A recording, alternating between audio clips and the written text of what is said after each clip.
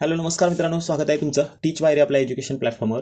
तर मित्रांनो, आज आहे 4 जानेवारी 2024. आजच्या दिवसाच्या चालू घडामोडी आपण या व्हिडिओच्या माध्यमातून बघणार आहोत.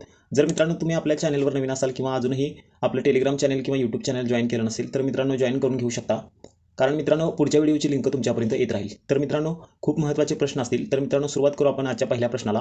प्रश्न बघा, लक्षद्वीप येथील दररोज किती लाख लिटर शुद्ध पिण्याच्या पाण्याची निर्मिती करणाऱ्या लो टेम्परेचर थर्मल डिस्टिलेशन प्रकल्पाचे उद्घाटन PM नरेंद्र मोदी यांच्या हस्ते करण्यात आलं. तर मित्रांनो या प्रश्नाचं उत्तर असणार आहे बघा 1.5 लाख लिटर एवढी त्याची क्षमता असणार आहे. तर मित्रांनो याच्या पुढचा पॉईंट बघू आपण, याच्याबद्दलच आपल्याला माहिती घ्यायची आहे. तर मित्रांनो बघा, लक्षद्वीप येथील हा जो प्रकल्प आहे त्याच्याविषयी मित्रांनो हा एक प्रश्न आणि हे 4 प्रश्न मी तयार केलेले आहेत. कदाचित मित्रांनो परीक्षेमध्ये पडू शकतात. तर बघा, PM नरेंद्र मोदी यांनी नुकतेच कोणत्या केंद्रशासित प्रदेशामध्ये 1150 कोटी रुपयांच्या प्रकल्पाचे उद्घाटन केले? तर मित्रांनो ह्या प्रश्नाचं उत्तर असणार आहे बघा लक्षद्वीप या केंद्रशासित प्रदेशामध्ये. तर मित्रांनो पॉईंट 2 बघा, PM नरेंद्र मोदी यांच्या हस्ते लक्षद्वीपमध्ये किती कोटी रुपयांच्या प्रकल्पाचे उद्घाटन करण्यात आले? तर मित्रांनो या प्रश्नाचं उत्तर असणार आहे 1150 कोटी. तर मित्रांनो पॉईंट 3 बघा, लक्षद्वीपमध्ये कोठे सौर ऊर्जा प्रकल्पाचे उद्घाटन करण्यात आले? तर मित्रांनो त्या ज्या ठिकाणाचं नाव आहे बघा करवती असं त्या ठिकाणाचं नाव असणार आहे. तर मित्रांनो त्याच्या पुढचा पॉईंट बघा, कोणत्या केंद्रशासित प्रदेशातील करवती येथील सौर ऊर्जा प्रकल्प हा बॅटरीवर आधारित राज्यातील पहिला सौर ऊर्जा प्रकल्प असणार आहे? तर मित्रांनो हा राज्यातील पहिला सौर ऊर्जा प्रकल्प आहे, पण कसा? तर बॅटरीवर आधारित. तर मित्रांनो ही माहिती तुम्हाला समजली असेल आणि आपण पुढच्या प्रश्नाकडे वळणार आहोत. तर मित्रांनो त्याच्याविषयी रिलेटेड क्वेश्चन मी काढलेले आहेत स्टॅटिक जीके मधून. तर मित्रांनो ते पण आपण बघून घेऊ. तर मित्रांनो पहिला पॉईंट बघा, जगातील सर्वात मोठे सोलार फार्म कोठे आहे? तर मित्रांनो या प्रश्नाचं उत्तर असणार आहे बघा चीनमधील गोलमुड सोलार पार्क. 2.8 गिगावॅट त्याची एवढी क्षमता आहे. तर मित्रांनो बघा असलेले जगातील सर्वात मोठे सोलार फार्म आहे कुठे? तर चीनमधील गोलमुड सोलार पार्क असं त्याचं नाव आहे. तर मित्रांनो पॉईंट 2 बघा, देशातील पहिला सौर ऊर्जा प्रकल्प कोठे सुरू करण्यात आलेला आहे? राजस्थान. भारतातील पहिला सौर ऊर्जा प्रकल्प गोदावरी ग्रीन एनर्जी लिमिटेड राजस्थानमध्ये विकसित केला होता. राजस्थानच्या जैसलमेर जिल्ह्यातील नौख गावात 50 मेगावॅटचा सौर ऊर्जा प्रकल्प उभा करण्यात आला होता. तर मित्रांनो ही पण माहिती खूप महत्त्वाची आहे. याच्या पुढचा पॉईंट बघा, भारतात सर्वात जास्त सौर ऊर्जा कोणत्या राज्यामध्ये आहे? तर मित्रांनो बघा भारताची आता 70,000 मेगावॅट एवढी क्षमता आहे.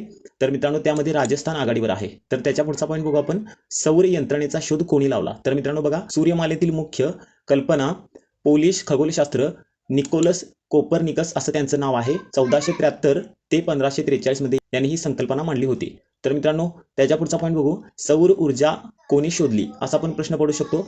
एडमंड बेक्रेल यांनी 1839 मध्ये सौर ऊर्जेमागील तत्व शोधून काढले. तर मित्रांनो खूप IMP प्रश्न होते आणि मित्रांनो हे सगळे तुम्हाला प्रश्न लिहून घ्यायचे आहेत किंवा जर तुम्हाला लिहायचे नसतील आपले टेलिग्राम चॅनल जॉईन करू शकता. तर मित्रांनो प्रश्न क्रमांक 2 बघू, मुख्यमंत्री सौर कृषी वाहिनी योजनेअंतर्गत महाराष्ट्रात कोठे सौर ऊर्जा प्रकल्प उभारण्यात येणार आहे? तर मित्रांनो या प्रश्नाचं उत्तर असणार आहे जळगाव या ठिकाणी मुख्यमंत्री सौर कृषी वाहिनी योजनेअंतर्गत हा सौर ऊर्जा प्रकल्प उभा करण्यात येणार आहे. तर मित्रांनो त्याच्याविषयी आपल्याला 2 प्रश्न बघायचे आहेत. मुख्यमंत्री सौर ऊर्जा वाहिनी योजनेअंतर्गत जळगाव जिल्ह्यात किती हेक्टरवर सौर ऊर्जा प्रकल्प उभा करण्यात येणार आहे? तर मित्रांनो बघा 4000 हेक्टरवर हा सौर ऊर्जा प्रकल्प उभा करण्यात येणार आहे.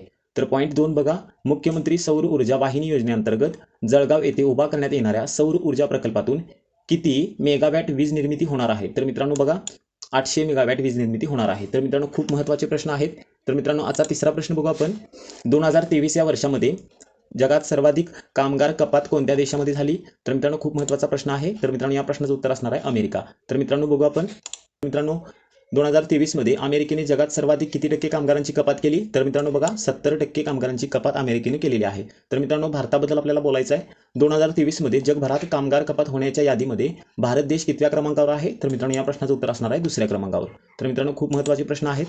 प्रश्न क्रमांक 4 बघा, देशाच्या ग्रामीण भागात इंटरनेट आणि मोबाईलचे जाळे विस्तारण्यासाठी इस्रो कोणत्या उपग्रहाचे प्रक्षेपण करणार आहे? तर मित्रांनो या प्रश्नाचं उत्तर असणार आहे बघा GSAT-20 असं त्या उपग्रहाचं नाव असणार आहे. तर मित्रांनो त्याच्या पुढची प्रश्न बघू आपण, देशाच्या ग्रामीण भागातील इंटरनेट जाळे विस्तारण्यासाठी इस्रो स्पेसएक्सच्या कोणत्या अग्निबाणाद्वारे GSAT-20 या उपग्रहाचे प्रक्षेपण करणार आहे? तर मित्रांनो बघा त्या अग्निबाणाचं नाव आहे बघा फाल्कन 9 असं त्या अग्निबाणाचं नाव असणार आहे. तर मित्रांनो त्याच्या पुढचा पॉईंट बघू, स्पेसएक्सच्या फाल्कन 9 रॉकेटद्वारे इस्रो प्रक्षेपित करणाऱ्या GSAT-20 चे वजन किती आहे? तर मित्रांनो बघू शकता तुम्ही 4700 किलो वजन असणार आहे.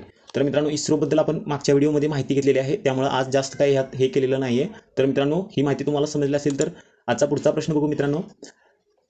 ICCच्या 2023 वर्षातील सर्वोत्तम पुरुष T20 क्रिकेट पुरस्कारासाठी कोणत्या भारतीय खेळाडूला नामांकन मिळालेले आहे? तर या प्रश्नाचं उत्तर असणार आहे सूर्यकुमार यादव असं त्यांचं नाव आहे. तर मित्रांनो त्यांच्याविषयी आपल्याला माहिती बघायची आहे. हे जे तुम्हाला फोटोमध्ये दिसत आहेत ते आहेत सूर्यकुमार यादव. तर मित्रांनो त्यांच्याविषयी माहिती बघू.